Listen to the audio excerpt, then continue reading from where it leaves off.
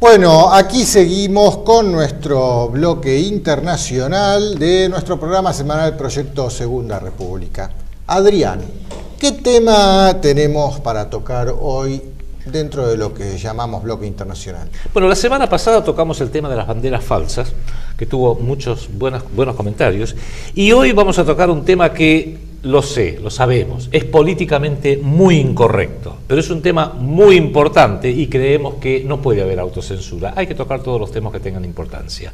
Y vamos a hacer un enfoque distinto de ese libro que ha sido traducido a tantos idiomas y que desde hace más de un siglo se viene leyendo en tantas partes del mundo, que se llama Los Protocolos de los Sabios de Sion. Fíjense, y acá le vamos a dar un enfoque distinto orientado hacia el interés nacional argentino, Enrique, que nosotros, salvo en este programa, jamás nos referimos ni mencionamos los protocolos de los sabios de Sion.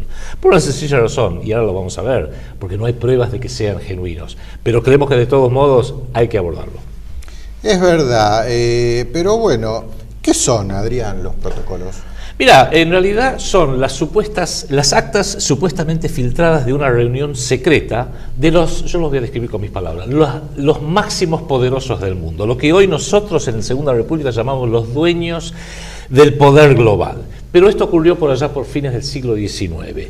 Describen en 24 actas o protocolos, como se los denominó después, los ejes de un plan de dominio planetario por una muy pequeña, pero muy poderosa élite, por un grupo muy pequeño que ha amasado poder prácticamente ilegítimo, porque no les corresponde, no es democrático, y que sí discriminan con el uso de ese poder contra el resto de todo del mundo. Por supuesto lo hacen de una manera inteligente, lo hacen de una forma coordinada, con lo cual muchos van a decir, es una conspiración. Lo hacen con una estrategia a largo, diría muy largo plazo, siglos, muchas generaciones, y con un objetivo último, que es instaurar un gobierno mundial, que nosotros también venimos hablando del peligro de que vemos los indicios a diario, de que nos están arrastrando a un gobierno mundial real.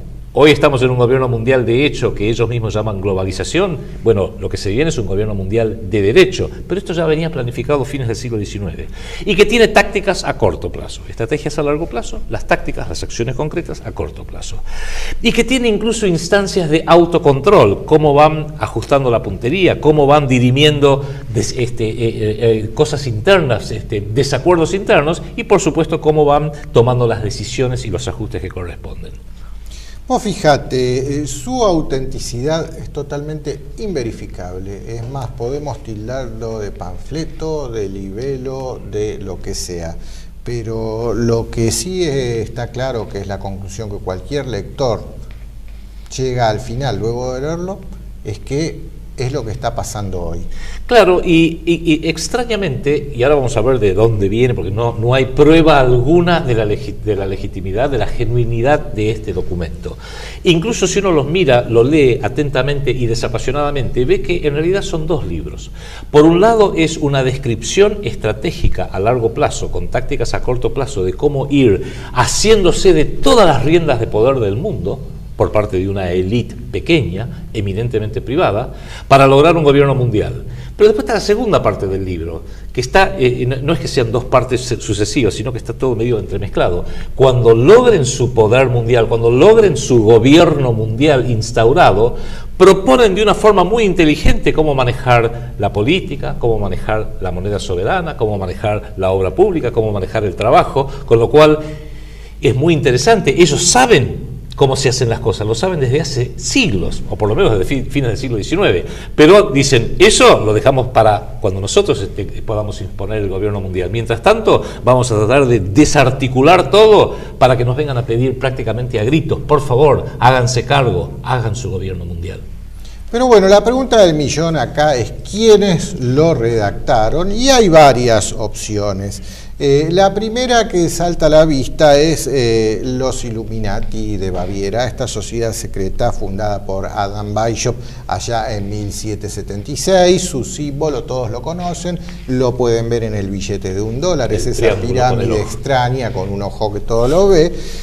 Y a mi opinión personal, por cómo están redactados, encajaría perfectamente dentro de lo que es el acta de una reunión de una logia. Vos sabés, Adrián, que cuando estas sociedades secretas tienen sus reuniones, siempre hay un venerable maestro que desde el estrado habla, y a su lado hay un secretario que toma nota a mano de todo lo que va diciendo.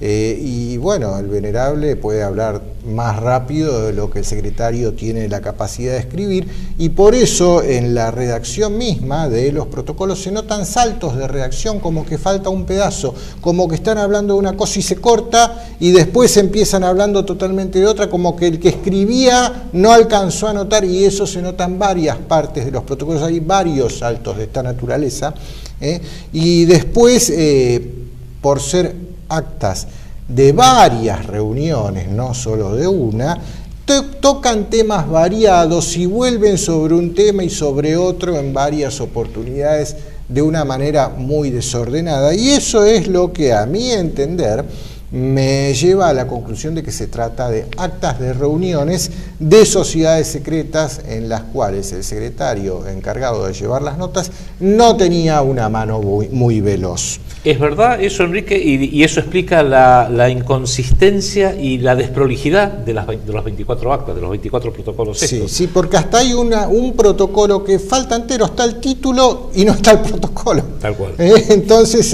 está claro. La otra posibilidad sería, bueno, las máximas instancias también, hablando de logias masónicas, pero ya hablando de la masonería inglesa, con el rito escocés o la francmasonería, eso sí, hablando siempre del grado 33. Que son hermanos los Illuminati y la masonería, pero sí, o puede ser una mezcla de ambas. Pero, exacto, eso nunca se sabe porque casualmente, como son sociedades secretas, nosotros que estamos afuera no sabemos lo que hacen, ni quiénes son, ni cómo se agrupan. O sea que puede ser cualquier cosa de este lado de la posibilidad que sería sociedades secretas. La tercera opción, que ha sido la piedra de escándalo, es que sean las actas, obviamente sacadas en forma clandestina, del primer congreso sionista presidido por Teodoro Herzl, el padre fundador del sionismo, que escribió el Estado judío, donde nombra a la República Argentina como un lugar potencial para instaurar un Estado judío, y que se llevaron a cabo entre el 20 y el 31 de agosto de 1897. Esa sería la tercera opción, que quizás es una de las que ahora vamos a describir en mayor detalle.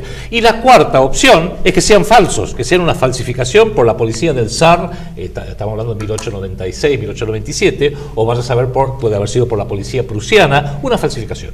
Sin embargo, saltan a la fama mundial estos 24 protocolos cuando se publica una obra que se llamó El Anticristo como posibilidad inmediata de gobierno, de un monje ruso, Sergei Nilus, cuyo capítulo 12 se llama Los protocolos de los sabios de Sion. Pero aclaremos, Sergei Nilus, que obviamente fue uno de los primeros que tuvo estas actas, no recibió una carpeta que diga Protocolos de los sabios de Sion. Yo creo que este nombre, Protocolos de los sabios de Sion, se los da a él. Y ahí está la piedra de escándalo, porque estaba aludiendo directamente a un poder judío, un poder sionista. Y acá creo que es importante hacer, Enrique, una clara aclaración respecto de que hay 4 categorías que tenemos que tener bien en claro cuando hablamos de estos temas tan ríspidos, que hay que diferenciarlos. Por un lado está el pueblo judío, una comunidad muy pequeña. Aún hoy las cifras oficiales de la comunidad judía a nivel mundial habla de 16 millones en todo el mundo, con lo cual serían el 0,2% de la población del planeta, de 7.000 millones. O sea que el 99,8% de la población del planeta no es miembro de la comunidad judía. La mayoría de la comunidad judía es, especialmente su dirigencia, es de origen ashkenazim. Usted sabe que están los sefardíes, que probablemente pueden reclamar una descendencia directa de los israelíes y los hebreos de la Biblia, y los ashkenazim, que en realidad es una tribu, los casaríes, que se convirtieron en masa en el siglo IX al judaísmo, y que no tienen una gota de sangre de los judíos originales, los israelitas originales de la Biblia. Esto lo explica muy bien Arthur Koestler, un escritor, un investigador judío, en La 13ª tribu, un libro que ha sido hasta piedra de escándalo, valga la reiteración, para la propia convengamos que todo libro que se meta con estos temas es piedra del escándalo donde vaya, ¿no? La segunda categoría, la religión judía, que también tiene 3.000 años, se basa sobre sus libros sagrados, la Torá, el Talmud. El proyecto Segunda República, esto que lo decimos en forma enfática, se opone a todo tipo de discriminación por razones religiosas. Que en pleno siglo XXI alguien discrimina a otra persona por razones religiosas, o es un tarado total, o es absolutamente inadmisible, y nosotros lo rechazamos por completo. Máxime, la religión judía, que no es intrusiva y no es evangelizadora, no van golpeando puerta por puerta diciendo conviértase. Jamás un judío va a tratar de convertirlo, con lo cual un rechazo del judaísmo por la religión es un absurdo, es una idiotez total. Tercera categoría, y acá entramos en un tema ya mucho más ríspido quizás, el sionismo, que tendrá más o menos 400 años de historia, pero que sí se consolida a fines del siglo XIX, con objetivos políticos, geopolíticos, raciales, íntimamente ligado a las familias Rothschild, a la familia Warburg, a la familia Lazard, a distintas familias, y que incluso tiene el sionismo hoy. Casi diría la mayoría de sus acólitos no son judíos, promueven los intereses del sionismo a nivel mundial, pero encontramos a fanáticos sionistas, a la familia Bush, a la familia Clinton, a Churchill en la historia, al actual presidente Obama, al vicepresidente Joe Biden de Estados Unidos, que aunque es nominalmente católico, dijo, no hay que ser judío para ser sionista, yo soy sionista, y es verdad, se adscriben a una doctrina política, ideológica, fundamentalista, racial, que es lo que proponía originalmente Teodoro Herzl.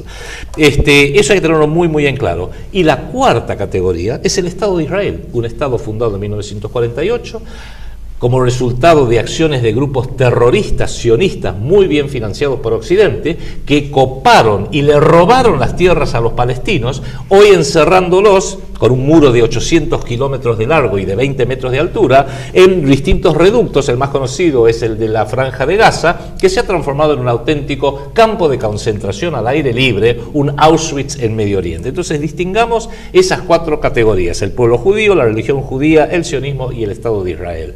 Si nosotros criticamos, y lo hacemos muy vehemente, a alguna de estas categorías, es a la del sionismo como una propuesta racial, fundamentalista, geopolítica e ideológica, y desde luego el Estado de Israel, que como cualquier Estado puede cometer cosas buenas o puede cometer atropellos y genocidios en masa. Pero bueno, recapitulando un poco, si supuestamente el origen de estos protocolos o quien los da a conocer es Sergei Nilus, que Sergei Nilus, lo poco que se sabe de él es que era un monje y que era un agente del zar, un espía, más no se sabe de él, pero lo que sí está claro, luego de leerlos desde el siglo XXI, es que este señor tenía la bola de cristal. Innegablemente, claro, si era una falsificación, o si Sergei Nilus se le ocurrió, lo inventó, o fue una novela, o anda a saber tenía qué. Una bola de cristal pero gigantesca. Sí, tenía la capacidad de ver el futuro, porque esto estamos hablando de fines del siglo XIX, principios del siglo XX. La primera edición sale en 1907, ¿no es así? 1902, Henry Ford traduce el original ruso de Sergei Nilus y lo publica en un diario que él manejaba, que se llamaba The Dearborn Independent, Dearborn siendo la ciudad en Michigan, que es la sede hasta el día de hoy de la empresa Ford Motor, la de los autos Ford, y luego publica un libro, otra piedra de escándalo, que se llama El Judío Internacional, para demostrar la veracidad de lo que él había dicho ahí. Es real que no hay forma alguna de determinar quiénes lo redactaron, cómo fue hecho, ni nada por el estilo. Sí cobraron gran importancia luego de la Primera Guerra Mundial y muy especialmente luego de la Revolución Bolchevique, que muchos lo vieron como una suerte de prueba real y viviente de lo que estamos diciendo en este momento.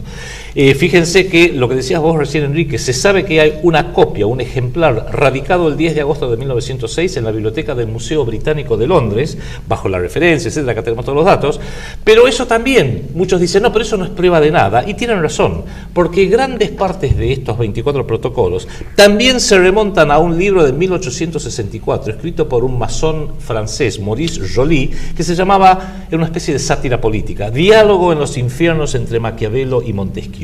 Y también hay partes que son muy reminiscentes de una novela publicada en 1868 de Hermann Goethe, alemán, que se llamaba Biarritz, especialmente un capítulo que se titula El cementerio judío de Praga y el consejo de representantes de las 12 tribus de Israel, donde supuestamente se encontraban para confabular el control del mundo. Pero insisto, esto es una novela. Entonces eso nos lleva a la pregunta clave. ¿Son reales? Y la respuesta es obvia, imposible determinarlo. Es más, cuando se hicieron muy populares a principios del siglo XX, se llegó a hacer un juicio en Basilea, en Suiza, y la conclusión del tribunal es, no se puede determinar si son genuinos o si no son genuinos. O sea, por eso que nosotros evitamos, en realidad, nunca nos mencionamos en absoluto. Pero lo que dijo recién Enrique es lo real. Serán políticamente incorrectos, tendrán una prensa terriblemente contraria desde hace 80, 90 años. Pero hay una cosa que quizás es la prueba ácida, se están cumpliendo. Y cuando nosotros hacemos este programa, el objetivo nuestro es cómo se están cumpliendo a nivel mundial, y no estoy hablando de alguna cosa de hace 30 años, hoy se están cumpliendo a nivel mundial y se están cumpliendo muy especialmente en la República Argentina, con lo cual no lo pongamos en cabeza de nadie en particular, pero sepamos que esto es la prueba en los hechos de que hay una estructura muy pequeña que controla el mundo y que tiene determinada planificación y que la está llevando a cabo, la está imponiendo y la está logrando. Y eso debiera preocuparnos. Después veremos, yo no creo que sea ningún grupo en particular. Yo mismo lo he definido para quienes les interese en mi libro El cerebro del mundo, donde describo un conjunto de think tanks, hemos hecho un especial de doctrina al respecto, un conjunto de think tanks de bancos de cerebro que van planificando, van ajustando y van promoviendo todo aquello que los va a llevar a su objetivo declarado de imponer un gobierno mundial de derecho. Después veremos quiénes son, es más, en el libro lo describimos, no es un secreto oculto, la información está. Banqueros, gente de los medios, gente del dinero, gente de la industria, gente que está en el gobierno, académicos, periodistas, hay todo un conjunto de personas, no es privativo de un solo grupo, pero sí están todos alineados a este objetivo en común. Pero bueno, Adrián, en concreto, ¿qué dicen estos protocolos? Sería lindo a lo mejor repasar algunos de los puntos. El libro es extenso, no lo podemos repasar todo, pero algunos que quizás te voy tirando algunas perlitas. Sí, sí. En nuestros días, el poder del oro ha reemplazado al poder de los gobiernos. Eso creo que lo vamos viendo, el poder del oro acá. Ubiquémonos a medida que vamos leyendo estos pequeños tramos, que estamos hablando de algo redactado en 1896 supuestamente y traducido un montón de idiomas, y esto es una traducción en castellano que habría que ver inclusive si está correcta o no. Muchos pícaros le han agregado nosotros los judíos, por ejemplo. Pero eso es un agregado, porque en definitiva las actas hablan de nosotros como una estructura de poder, nosotros como una suerte de logia, incluso algunos hablan nosotros los masones. Los pueblos están idiotizados por el alcohol y los licores, su juventud embrutecida y el libertinaje precoz al que la han empujado nuestros agentes, maestros, criados, gobernantes en las casas ricas, otros agentes nuestras mujeres en los centros de diversión. A estas últimas hay que sumar las que se llaman mujeres de mundo, imitadoras voluntarias del libertinaje de aquellas y de su lujo. Nuestra palabra de orden es la fuerza y la hipocresía. Yo creo que ahí está una clave muy importante, y esta frase sí, a veces la utilizamos nosotros. Fuerza e hipocresía, o sea, te mato a golpes y después tengo la hipocresía de decir, lo hice para beneficiarte. Invado tu país, mato 2 millones de personas para sacarte un monstruo que se llama Saddam Hussein, que tiene armas de destrucción masiva, y después digo, uy, no me di cuenta, no estaban, nunca las encontré. Te presto gigantescas cifras de dinero porque te impuse gobernantes que se endeudan, y después, uy, no podés pagar, bueno, te hago un nuevo megacanje del megacanje del megacanje. Fuerza e hipocresía. Solo la fuerza puede triunfar en política. La violencia ha de ser un principio, la hipocresía y la astucia una regla. Es necesario que las guerras, a ser posible, no confieran ninguna ventaja territorial a los beligerantes. La guerra queda así transportada al terreno económico, con lo que las naciones verán la fuerza de nuestra supremacía. Eso lo venimos diciendo una y otra vez en este programa. Argentina no está invadida territorialmente. No hay un ejército norteamericano, por ejemplo, o un ejército brasileño, chileno, para que actúen en nombre de los poderosos, que nos hayan invadido. No es necesario. El control económico-financiero es tan total que con eso les basta. Es más, hay una parte justo antes de esa, Enrique, que dice, no debemos detenernos como espantados delante de la corrupción, del engaño, de la traición, siempre que estos sean para ayudarnos a llegar a nuestros fines. Los gobernantes elegidos entre el pueblo por nosotros mismos en razón de sus aptitudes serviles serán individuos no preparados para el gobierno del país. Así, por este camino, vendrán a ser los peones de nuestro juego de ajedrez fácilmente manejables por las manos de nuestros sabios y geniales consejeros, de nuestros especialistas educados y formados desde su tierna edad en el manejo de los negocios de todo el mundo. Aquí, Enrique, la tentación sería decir Menem, Cristina, Néstor, De la Rúa, Bush, Clinton, Cameron, Berlusconi. Son todos los gobernantes del mundo, lamentablemente sí. Prensa. Por la prensa hemos conquistado toda la influencia, quedando nosotros ocultos en la sombra, y gracias a ella hemos podido amasar el oro con nuestras manos como precio de los torrentes de lágrimas y de sangre, en medio de los cuales hemos podido arrebatarlo. Hoy puedo anunciarlo que nos encontramos ya cerca del fin. Nos queda por recorrer un poco de camino y el círculo de la serpiente simbólica, representación de nuestro pueblo, quedará cerrado. Cuando esto se verifique, los estados de Europa quedarán aprisionados como un fuerte anillo. Ya cuando hablan de simbología como el símbolo de la serpiente, es netamente masónico. Hagamos una aclaración. Esto para mí es la admisión de un plan de gobierno mundial ya a fines del siglo XIX. En la mayoría de los libros o ediciones de los protocolos aparece una serpiente que empieza en Jerusalén y termina en Jerusalén, con lo cual uno diría, claro, le están tirando otra vez a los judíos. Cuidado. Es parte del plan de gobierno mundial que nosotros venimos denunciando desde acá, tener distintas sedes: Nueva York para las finanzas, Washington DC para la sede militar, Londres para la política. El auténtico cerebro de esto está en Londres, Roma como una suerte de sede del ecumenismo, la religión light que necesita este sistema, y como máxima instancia coronar al rey del mundo en Jerusalén, con la reconstrucción del templo de Salomón. Y ese rey del mundo no es que va a ser un miembro de la comunidad sionista o la comunidad judía.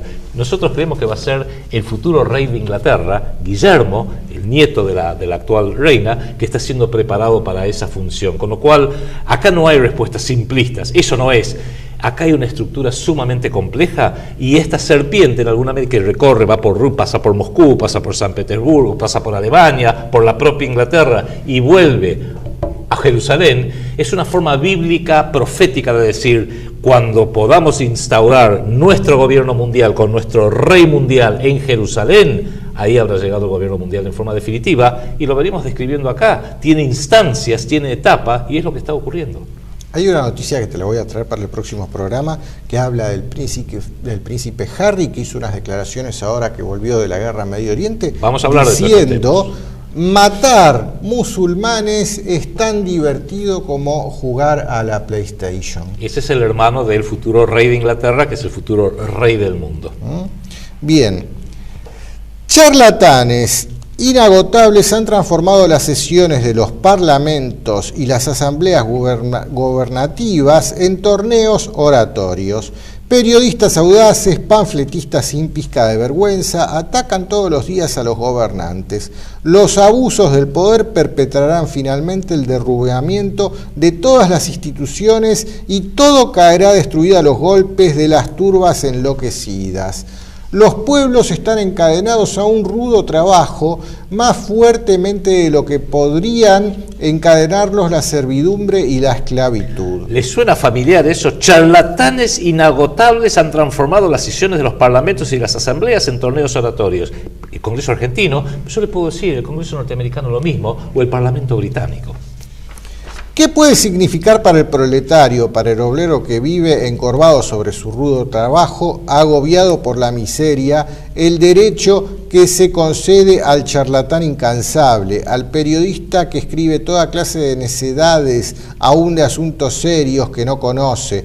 Desde el momento que el proletario no saca otra ventaja de la Constitución que las miserables migajas que dejamos caer de nuestra mesa como precio de un voto emitido conforme con nuestra consigna en fervor de nuestros agentes e intermediarios. Esta es la Argentina actual, es el kirchnerismo, esto es el kirchnerismo descripto a la perfección, mientras que el pobre pueblo, sea clase media, trabaja para pagar impuestos, para mantener a toda esta lacra. Después hay un 50%, vamos a hablar de las cifras reales, no las del INDEC, un 50% que se pone de hambre, que no tiene salud, que no tiene nada, que depende de una changa, que depende de un trabajo donde aún gente que trabaja para el Estado está en negro y está en planta transitoria. ¿Por qué? Porque en definitiva el trabajador, nadie le interesa al trabajador, nadie hace nada por el trabajador. Los usan, ¿para qué? Para que cada 4 años vayan como ovejitas a colocar su voto en el misterio de la urna. ¿Para qué? Para seguir perpetuando a los usurpadores de la Casa Rosada y a los usurpadores del Congreso y de las gobernaciones y de las municipalidades. Los derechos republicanos para el pobre diablo no son sino una amarga ironía. Hablando del trabajador, ¿no? La necesidad de un trabajo diario no le permite gozar, pero en cambio esos derechos le privan de la garantía de una ganancia constante y segura, y lo que entregan atado de pies y manos a las huelgas, a los patrones o a los compañeros. El hambre dará al capital más derechos sobre el obrero que los que jamás otorgaron a la aristocracia la ley y el poder de los monarcas. Por eso es que la pobreza, quizás no el hambre como hubo hambrunas en otros países, Ucrania por ejemplo, el hambre en este caso es la pobreza que no le permite al pobre trabajador, al pobre indigente, entender quién es su verdadero enemigo. Mediante la miseria, el odio y la envidia que ella produce, manejaremos y utilizaremos sus manos para aplastar a los que se oponen a nuestros designios. Esto están describiendo la cámpora acá, evidentemente. Todas las ruedas del mecanismo de los gobiernos dependen de un motor que está en nuestras manos.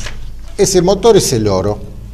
El problema del capital de nuestro gobierno está en debilitar el espíritu público por la crítica, en hacerle perder la costumbre de pensar, pues la reflexión da origen muchas veces a la oposición, en distraer las actividades de los espíritus con banales escaramuzas y torneos de oratoria.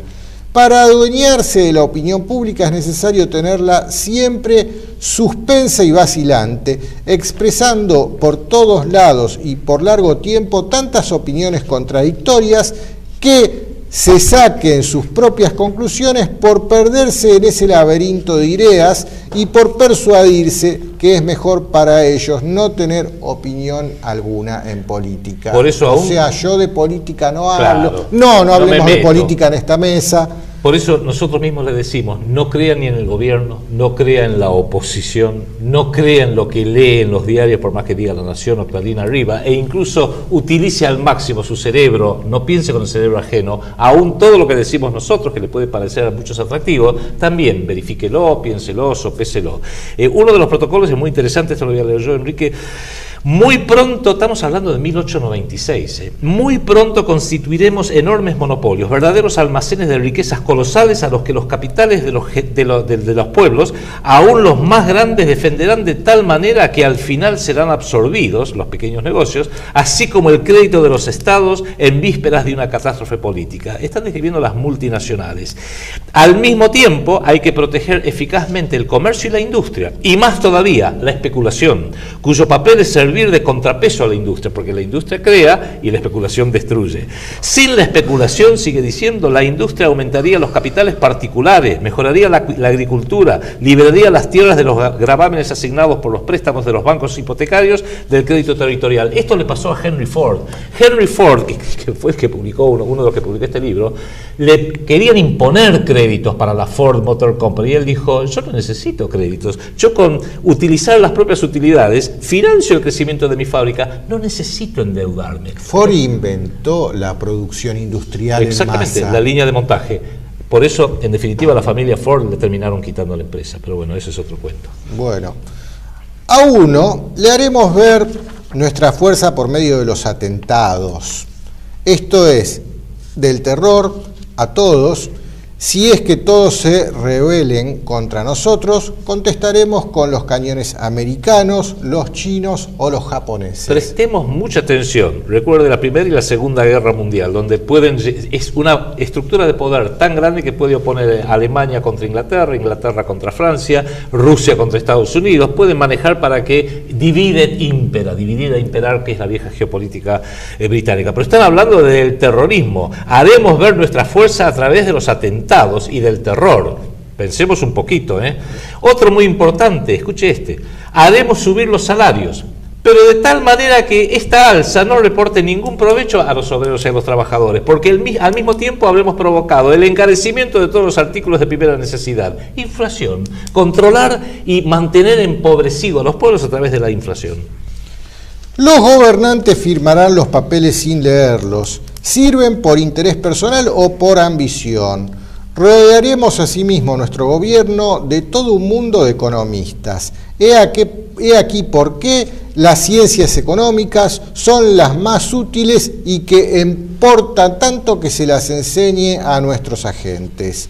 Estaremos rodeados de una pléyada de banqueros, industriales, capitalistas y más que todo eso de millonarios, supuesto que, en último término, los guarismos son los que deciden todo. Fíjense quiénes son los que opinan sobre que hay que pagar la deuda externa: Daniel Marx, Sturzenegger, Cavallo, Melconian, Redrado, Pratgay, Lavagna, Lauía. Sus agentes a los que los mandaron a la Facultad de Economía, que ellos la crearon. Y lógico, porque la y Facultad que de ellos Economía diseñaron el programa de estudios. Sí, señor. Bien. Nuestro supergobierno se halla en las condiciones extralegales en las que se ha convertido en llamar con una palabra demasiado enérgica: dictadura. Ojo, están diciendo cuando nuestro gobierno mundial sea finalmente instaurado, que todavía no llegó, hoy tenemos el gobierno mundial de hecho, globalización. Cuando hayan instaurado el gobierno mundial de derecho, te lo están anunciando desde hace 110 años como mínimo, va a ser una dictadura. Tenemos en nuestras manos ambiciones desmedidas, avideces ardientes, venganzas despiadadas, odios rencorosos. De nosotros proviene ese terror que todo lo ha invadido. Bajo nuestras órdenes militan hombres de todas las opiniones, de todas las creencias, restauradores de la monarquía, demagogos, socialistas, comunistas y de todo género de utopías. A todo el mundo hemos enganchado en nuestra empresa y cada uno de ellos va minando las ruinas de poder y se afana por acabar de derribar lo que aún queda en pie. Yo quisiera repetir apenas unas partes porque en el quinto pilar del proyecto Segunda República, que habla de los valores, le damos una enorme importancia a restaurar los valores que hemos ido perdiendo, que se han ido erosionando. Tenemos en nuestras manos, dice este protocolo, ambiciones desmedidas, avideces ardientes, venganzas despiadadas, odios rencorosos. Un sistema planetario que se base sobre esto está condenado a destruir a la humanidad.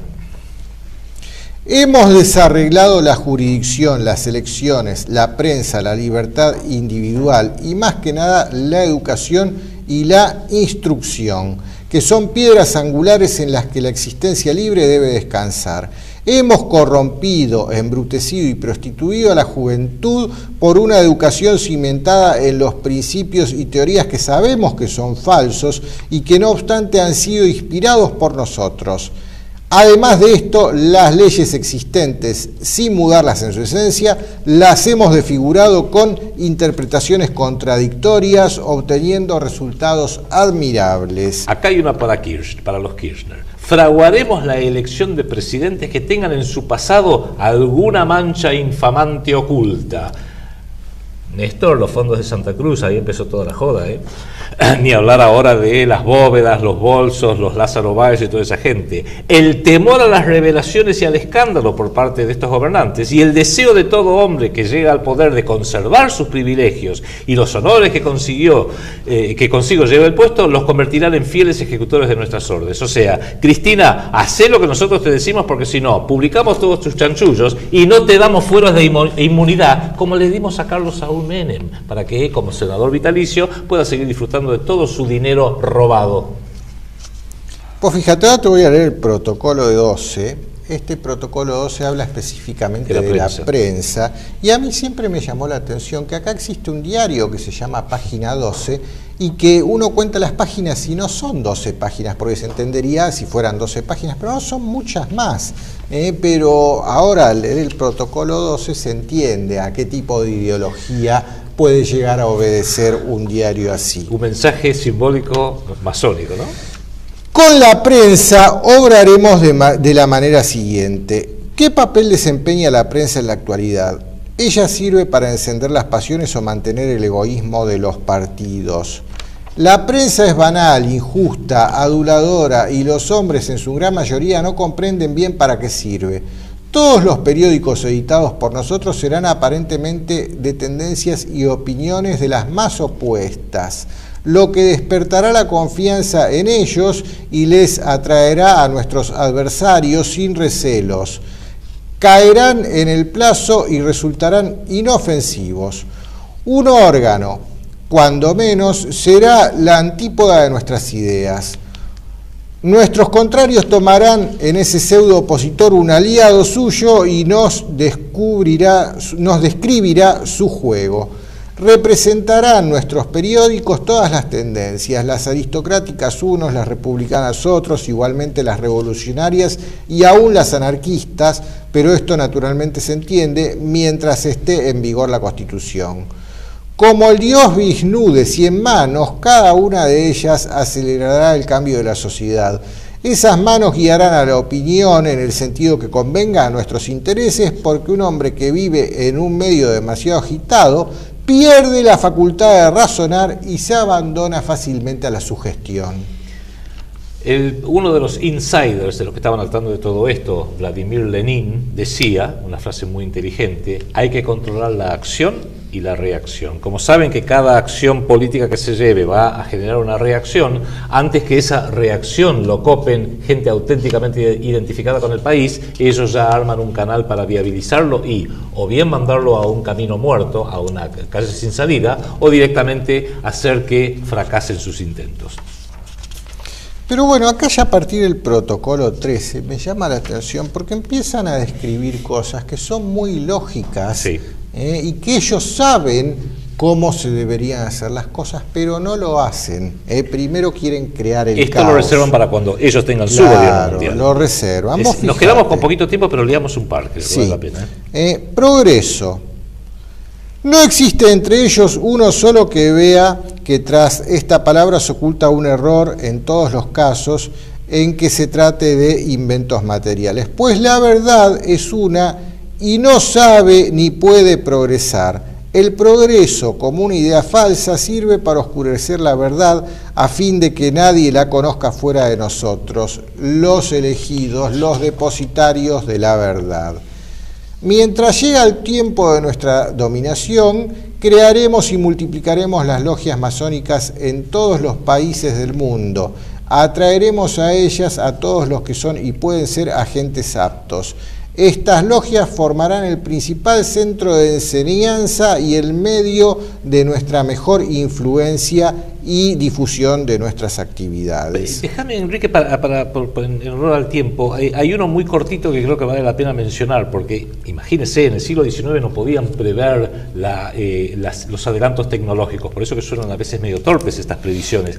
Pero el protocolo 26 dice: el sistema de represión del pensamiento ya está en vigor en el método llamado enseñanza por medio de la imagen, que debe transformar a los pueblos en animales dóciles, que no piensen, que necesiten la representación por las imágenes para comprenderlas. Claro, en 1896 no se podía prever la televisión, high definition y 500 canales por cable. No, y la gente estupecía con los teléfonos. Todos evidentemente tenía la bola de cristal el que escribió esto. Está claro. Cerremos con un par que son mensajes para Cristina, porque no me imagino de otra forma, que el protocolo 25 habla de lo siguiente: La emisión de moneda actualmente no está en general en proporción con el consumo por cabeza y no puede por lo mismo satisfacer las necesidades de los obreros. La emisión de la moneda debe estar en relación con el aumento de la población y es necesario que se tome en consideración a los niños que consumen y cuestan desde que nacen. Déjame hacerte un paréntesis acá. Esto es moneda soberana que venimos diciendo nosotros. Este párrafo, tal cual aparece en la traducción al español de los Protocolo 25. protocolos de los sabios de Sion, está textual, extraído del libro El orden económico natural de Silvio Gesell. Sí, sí. Y ese libro surgió más o menos en la misma época. O sea que estos señores que se reunieron para elaborar este plan de gobierno lo leyeron. Este párrafo especialmente es Silvio Gesell básico. Escuche esto, Kichilov, escuche esto todo el arco político y toda la prensa. Los empréstitos exteriores de un Estado son las sanguijuelas que nunca pueden ya despegarse del cuerpo del Estado y que están chupando si no caen por sí solas y si el Estado no las arroja radicalmente. Pero los Estados generales, lejos de arrancárselas, siguen aplicándoselas, aunque tengan que perecer a consecuencia de las sangrías voluntarias que estas sanguijuelas imponen. En realidad, ¿qué es por otra parte lo que representa un empréstito, especialmente si este viene del exterior? El empréstito, o sea un crédito, o sea deuda externa, es la emisión de letras de cambio del gobierno conteniendo una obligación a cierto interés proporcional para pagarla a futuro. Si es a 20 años se paga el doble, si es a 60 años se paga el triple. Por aquí se verá que bajo la forma de la deuda externa, el Estado toma hasta los últimos centavos del pobre, invirtiéndolos en pagar a los ricos extranjeros, pagadores seriales, de los que ha tomado prestado el dinero, en vez de ir acumulando las riquezas para sus necesidades. Pero una vez que nosotros nos hemos ganado a las personas que nos sean necesarias para hacer que estos empréstitos se pasen al exterior, todas las riquezas de los estados pasarán a nuestras arcas y a nuestras capas. O sea, les está diciendo en definitiva que la deuda pública son sanguijuelas, que lo peor que puede hacer un Estado es justamente no aplicar las pautas que ellos mismos dicen de emisión de moneda soberana y hacer en su lugar empréstitos. O sea, saben que es lo correcto, sabían muy bien que era lo que había que hacer, pero le han dicho a todos los gobernantes, para eso han financiado sus campañas, ustedes tienen que hacer lo que les decimos nosotros. Cerremos, Enrique, porque ya ahora sí se nos termina el tiempo. Déjame leerte el último, sí, perdón. Porque esto queda colgando de lo que vos decías. Miren esto. Para el pago de los intereses es necesario recurrir a nuevos empréstitos que no absorben sino que aumentan la deuda principal. Una vez agotado el crédito, se necesita recurrir a nuevos impuestos y estos sirven no para cubrir el empréstito, es decir, la deuda contraída, sino solo para pagar los intereses del mismo, resultando que por estos impuestos son un pasivo empleado en cubrir el pasivo anterior. Tenemos en nuestras manos la más grande fuerza moderna, el oro. Podemos en 2 días retirar nuestros depósitos de la proporción y cantidad que sea de nuestro agrado. Acá ya están hablando de que la crisis la van a generar retirando el dinero de circulación. Y eso ya lo han ensayado acá en la Argentina en el año 2001. Es lo que va a venir próximamente a nivel mundial. Ya hablamos en programas anteriores que existe la posibilidad de que la próxima crisis, el detonante, sea una imposibilidad en la entrega del oro físico, que cuando la gente vaya a buscar el oro que tiene depositado en los bancos, ese oro no exista, y es lo que le está pasando hoy a Alemania. No puede recuperar 650.000 millones de dólares en oro de Estados Unidos porque no se lo dan, y como Alemania es país derrotado, obviamente no está insistiendo. Entonces tienen en claro cuáles van a ser los disparadores de las crisis. Los puede uno leer entre líneas. Lo que acabas de leer vos, Enrique, que es el protocolo 21, para el pago de los intereses es necesario recurrir a nuevos empréstitos que no absorben sino que aumentan la deuda principal, es lo que viene declamando y diciendo una y otra vez en distintos medios nuestro asesor financiero económico, el licenciado Héctor Giuliano, que estuvo con nosotros, que habla de la deuda como un sistema que está hecho de forma tal de que los estados nunca pueden dejar de ser de deuda. Concluyendo, describen el mundo actual.